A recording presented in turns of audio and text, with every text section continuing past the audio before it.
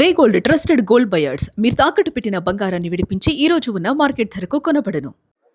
ఉత్తరాంధ్ర ప్రజల ఆరాధ్య దైవం ఏదైతే అపర్ణకి చందనోత్సవం నిర్వహించనున్నారు. చందనోత్సవానికి సంబంధించినంత వరకు పూర్తిగా ఏర్పాట్లన్నీ పూర్తి చేశామంటూ చెప్తా ఉన్నారు. ఇదే అంశానికి సంబంధించి ఎండోమెంట్ కమిషనర్ రామచంద్ర మోహన్ ఉన్నారు. ఆయన అడిగి తెలుసుకునే ప్రయత్నం చేద్దాం. సార్ నమస్తే. చందనోత్సవం సంవత్సరం ఒకసారి వస్తుంది, స్వామివారి నిజరూప దర్శనం.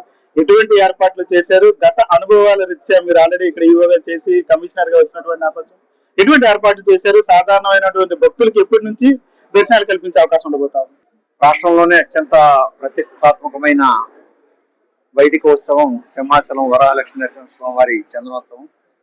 ఈ సందర్భంగా దాదాపు 1,50,000 మంది నుంచి 2 లక్షల వరకు భక్తులు వచ్చే అవకాశం ఉంది. అందుకు అనుగుణంగా జిల్లా యంత్రాంగం మొత్తం ఒక 4 రోజుల నుంచి కూడా విస్తృతమైన కసరత్తు చేయడం జరిగింది. దేవస్థానం, అదే జిల్లా కలెక్టర్ గారు, పోలీస్ డిపార్ట్మెంట్, పోలీస్ కమిషనర్ గారు ఆధ్వర్యంలో పోలీస్ డిపార్ట్మెంట్, అదేవిధంగా జీవీఎంసీ ఇతర ప్రభుత్వ శాఖలన్నీ కూడా సమన్వయంతో ఒక ప్రణాళికాబద్ధంగా పరస్పరం సమన్వయం చేసుకుంటూ ఒక నెల నుంచి కూడా ఏర్పాట్లు చేసుకుంటూ వచ్చారు. దాదాపు ఏర్పాట్లన్నీ కూడా పూర్తిగా పూర్తయినాయి. ఇంక రేపు జరగబోయే ఉత్సవానికి దేవాదాయ శాఖ తరఫున రాష్ట్ర వ్యాప్తంగా ప్రత్యేక సిబ్బందిని రప్పించడం జరిగింది.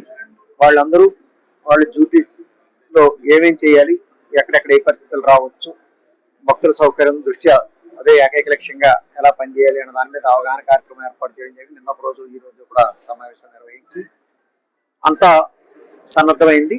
ఈ అర్ధరాత్రి నుంచి కూడా ఉత్సవం అవబోతోంది.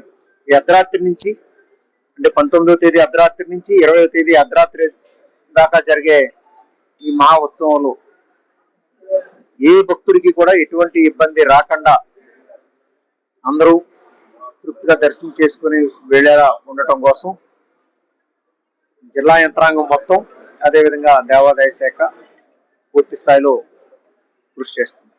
ఎటువంటి ఏర్పాట్లు చేశారు సార్? అంటే గత అనుభవాల రీత్యా, గతంలో కొన్ని ఇన్సిడెంట్ల రీత్యా నిడివిని పెంచడం జరిగిందండి. అదేవిధంగా ప్రధానమైన మార్పు ఏంటంటే, జనరల్ లైన్ గతంలో ఒకటి ఉండేది, ఇప్పుడు 2 లైన్లు ఏర్పాటు చేయడం జరిగింది. దానివల్ల కొంత వాళ్ళకు నడిచే నిడివి తగ్గుతుంది.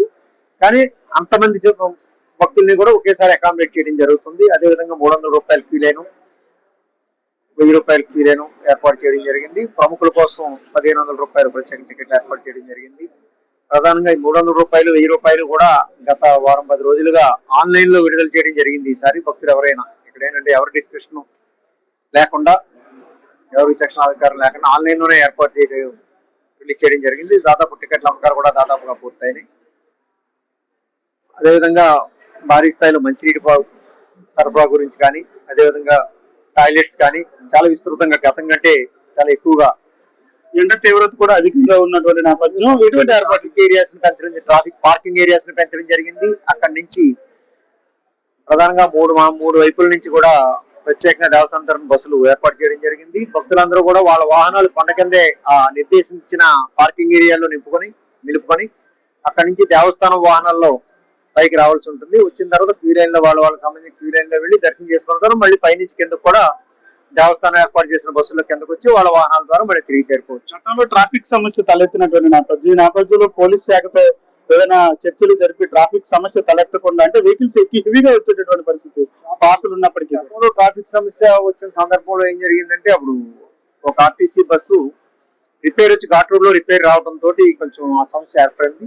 ఇప్పుడు అటువంటి పరిస్థితి తలెత్తకుండా ముందు నుంచి కూడా పూర్తి ఫిట్నెస్ తో ఉన్న బస్సుల్ని ఈ ఘాట్ రోడ్ లో పంపించమని ఆర్టీసీ వారిని దేవస్థానం తరఫున, అదేవిధంగా జిల్లా అధికార యంత్రాంగం కూడా ఆదేశించడం జరిగింది.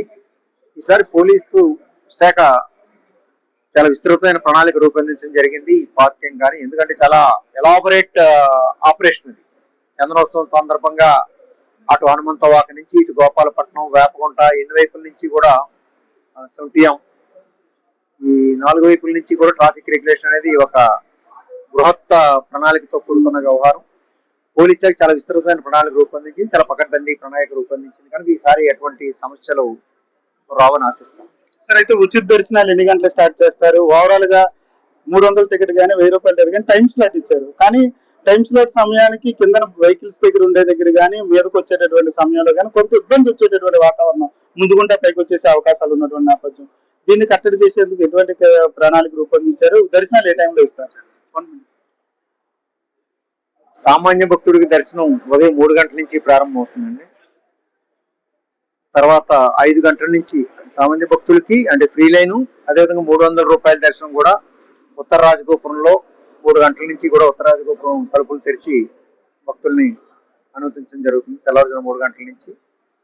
అదేవిధంగా 1000 రూపాయలు టికెట్స్ ఉన్న వాళ్ళకి ఉదయం 5 గంటల నుంచి దర్శనాలు కల్పించడం జరుగుతుంది. అదే విఐపీలకు నిర్దేశించిన పరిమిత సంఖ్యలో ఇచ్చిన 1500 రూపాయల టికెట్లు తెల్లవారుజామున ఉదయం 6 నుంచి 7:30 వరకు ఒక స్లాటు, అదేవిధంగా మళ్ళీ 8 గంటల నుంచి 9:30 వరకు ఒక స్లాట్ ఏర్పాటు చేయడం జరిగింది. సాయంత్రం 7 గంటలకి అన్ని ప్రవేశ మార్గాలు కూడా క్యూలైన్ ప్రవేశ మార్గాలు అన్ని కూడా మూసివేయబడతాయి. ఆ తర్వాత క్యూలైన్ లోకి ఎవరిని అనుమతించడం జరగదు. క్యూలైన్ లో అప్పటి వరకు క్యూలైన్ లో వేచి ఉన్న వాళ్ళకి మాత్రం దర్శనం కల్పించడం జరుగుతుంది. ఇదైతే చందనోత్సవానికి సంబంధించినంత వరకు కూడా పూర్తి స్థాయిలో ఏర్పాట్లు చేశామంటూ కూడా కమిషనర్ చెప్తున్నటువంటి పరిస్థితి.